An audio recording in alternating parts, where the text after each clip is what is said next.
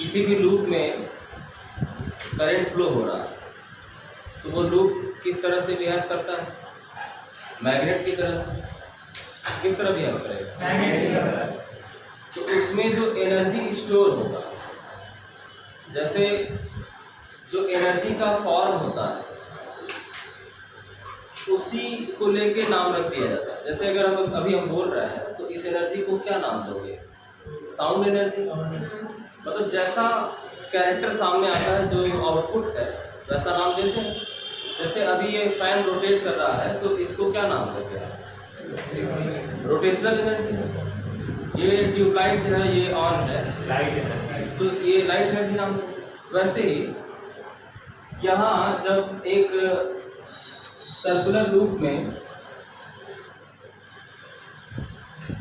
ये एक circular loop है जिसमें आप बैटरी के हेल्प से इसके साथ एक बैटरी पहले कनेक्ट कर दिया है स्विच के साथ। ये रियोस्टैट है जिससे करंट को बढ़ा सकते हैं, घटा सकते हैं, अपने कंट्रोल में ले सकते हैं। मान लीजिए स्विच ऑन करेंगे, यहाँ पे करंट फ्लो शुरू हो जाएगा। तो अब ये क्या है? करंट कैरिंग लूप है। और करंट कैरिंग लूप जो है एक मैग्नेट के जैसे व्यवहार करता है। तो इस समय इसके अंदर जो एनर्जी है वायर, इस समय जो एनर्जी, इसको क्या नाम देंगे? Magnetic energy. क्योंकि नेचर कैसा, मैग्नेटिज्म जैसा है, तो जो भी इसके अंदर ऊर्जा है, एनर्जी है, उसको क्या नाम दिया जाए? Magnetic energy. अब देखना ये है, मतलब कैलकुलेट किया जाएगा कि इसके अंदर जो मैग्नेटिक एनर्जी है वो कितनी है ना? जैसा तो मैग्नेटिक एनर्जी इसमें कब तक स्टोर रहेगा? जब तक आप करंट का फ्लो करेंगे। और व्यूज ध्यान दीजिए, कुछ बात हो रही है, हमको बताइए बात में क्या बात की है। तो इसमें मैग्नेटिक एनर्जी कब तक स्टोर रहेगा? जब तक करंट ऑन है। करंट ऑफ कर देंगे जो, हाँ, जीरो, मैग्नेटिक एनर्जी क्या हो जाएगा? जीरो। ठीक। तो फिलहाल अभी करंट फ्लो हो रहा है, जिसके अंदर मैग्नेटिक एनर्जी है, कितनी है निकालते हैं, कैलकुलेट किए थे। ओके। तो यहाँ जो करंट आप पास करेंगे, ये करंट आपको वेरिएबल रखना है। कैसा रखना है? वेरिएबल। हाँ। और एकदम स्टार्टिंग में जब हम लोग करंट इलेक्ट्रिसिटी पढ़ रहे थे तो उसमें टाइप्स ऑफ करंट वाली जब बात थी तो उसमें मैं बताया था आपको कि अगर करंट यूनिफॉर्म है, करंट कैसा है? यूनिफॉर्म। हाँ, यूनिफॉर्म है, मतलब टाइम के रिस्पेक्ट में चेंज नहीं हो रहा है, तो आप simple charge upon time formula इस्तेमाल कर सकते हैं करंट के। लेकिन अगर कभी भी, सिर्फ यही केस नहीं है, कभी भी, मतलब आपको अलर्ट रहना पड़ेगा, सतर्क रहना पड़ेगा। कभी भी अगर आपको पता चल गया कि करंट वेरिएबल है, जो करंट है ये वेरिएबल है,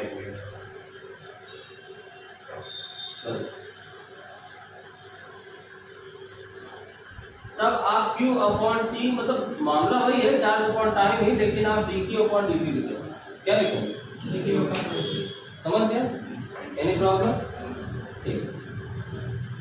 तो सबसे पहले हम लोग, जैसे किसी भी सिस्टम में जो एनर्जी स्टोर होता है तो उसका तरीका क्या है, कैसे निकाला जाता है? एनर्जी स्टोर कैसे होगा? अपने आप तो होगा नहीं, उसके लिए आपको काम करना पड़ेगा, वर्क करना पड़ेगा। आपको मतलब कोई ना कोई सोर्स होगा जो काम करेगा। बात समझ रहे हैं?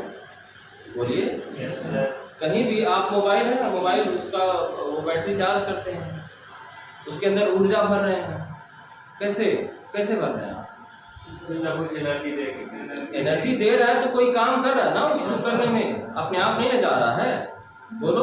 तो यहाँ पर भी अगर मैग्नेटिक एनर्जी स्टोर करना है हमें तो कुछ वर्क हो रहा होगा।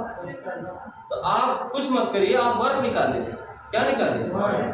जो आप वर्क करोगे उतना ही जाके एनर्जी स्टोर हो जाएगा। बात खत्म। समझ गए कि नहीं? तो हम एनर्जी स्टोर करना है, ये अच्छी बात है, लेकिन हम करेंगे क्या? वर्क निकालेंगे। तो हम सब जानते हैं, पहले हम लोग स्मॉल वर्क कैलकुलेट करेंगे। कैसा? हाँ, स्मॉल वर्क क्यों कैलकुलेट करेंगे? क्योंकि यहाँ वेरिएबल सिचुएशन है। कैसा सिचुएशन? हाँ, तो work done in passing small charge dq is dw। Suppose करते हैं कि dq चार्ज पास करने में आपने कितना काम किया? dw। ठीक है, तो आप जानते हैं वर्क का फॉर्मूला इलेक्ट्रोस्टैटिक में क्या इस्तेमाल होता है? Potential difference into charge. क्या इस्तेमाल होता है?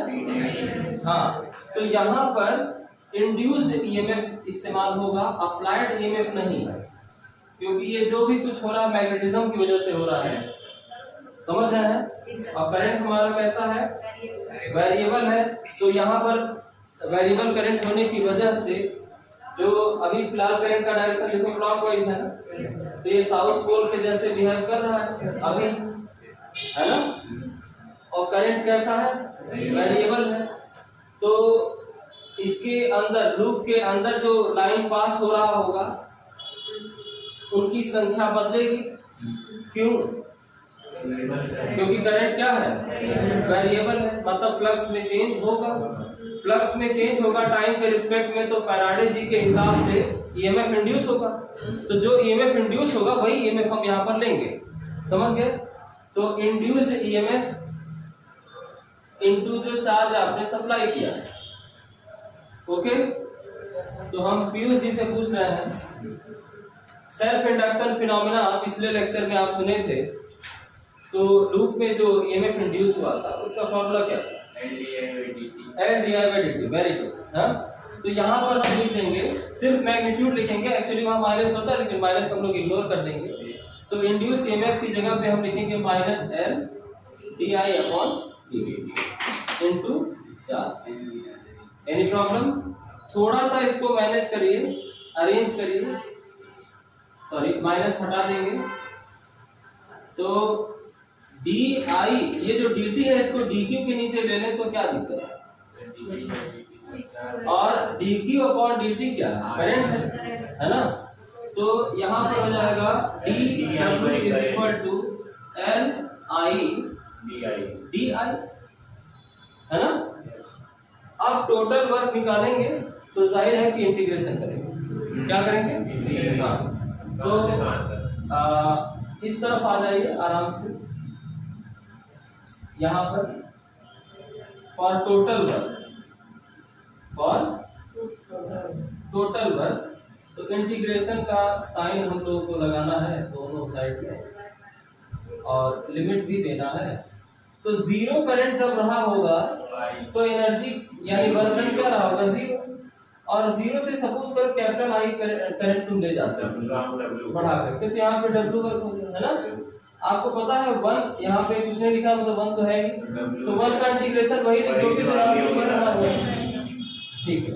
और लिमिट लगा देंगे जीरो से लेकर के डब्ल्यू, है ना? और इधर अगर आते हैं तो एल का इंटीग्रेशन नहीं करेंगे कांस्टेंट होने के नाते, आई का करेंगे, तो आई का इंटीग्रेशन I²/2, उसके बाद ब्रैकेट बना के बाहर लिमिट को हम दिखा देंगे। अब लिमिट कैसे रखते हैं? Upper limit minus lower limit, यही नियम होता है। यहाँ भी upper limit minus lower limit, इधर भी L/2 किनारे करो, आई की जगह आई रखो, -0 की जगह 0, है ना? तो फाइनली वर्क जो निकल के आ रहा है वो ½ LI², है ना? ओके, और जो वर्क हम लोग किए हैं, इस ये पार्ट पहले नोट करना है आपको, तो इसको 1 नंबर में दे रहे हैं, है ना? ये दूसरे नंबर पे नोट करना है, ये वाला पोर्शन, ठीक है? इधर आ जाते हैं या फिर यार लास्ट में भी चल सकते हैं, इधर ही ठीक है ना? ठीक, तीसरा सेगमेंट, तो या यहाँ पे छोड़ करके इधर आ जाते हैं। थर्ड सेगमेंट में आप यहाँ पर लिख लीजिएगा, बस 2 लाइन है बचा हुआ।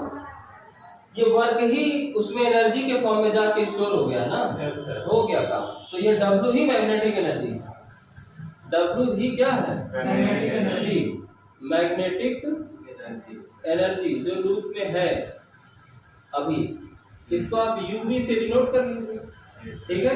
तो मैग्नेटिक एनर्जी का फॉर्मूला आ गया है I²। तो कभी भी आपसे कोई पूछेगा कि अगर कोई भी करंट कैरिंग लूप है उसमें I करंट फ्लो हो रहा है तो उसके अंदर जो मैग्नेटिक एनर्जी स्टोर है वो कितना है, तो बताओ, है ना। तो हाफ Li² टाइम इसमें L क्या है, सेल्फ इंडक्शन कोएफिशिएंट। L क्या है, सेल्फ इंडक्शन कोएफिशिएंट। आप जानते हैं इसके बारे में ऑलरेडी। सेल्फ इंडक्शन कोएफिशिएंट इसका वैल्यू क्वेश्चन में मिल जाएगा आपको, क्योंकि कांस्टेंट तो है लेकिन यूनिवर्सल कांस्टेंट नहीं है ना। सेल्फ इंडक्शन कोएफिशिएंट है ये। यूनिट क्या होता है बच्चे, SI। हाँ मटेरियल SI यूनिट इसकी क्या है, ठीक है ना, समझ में आया, ठीक है।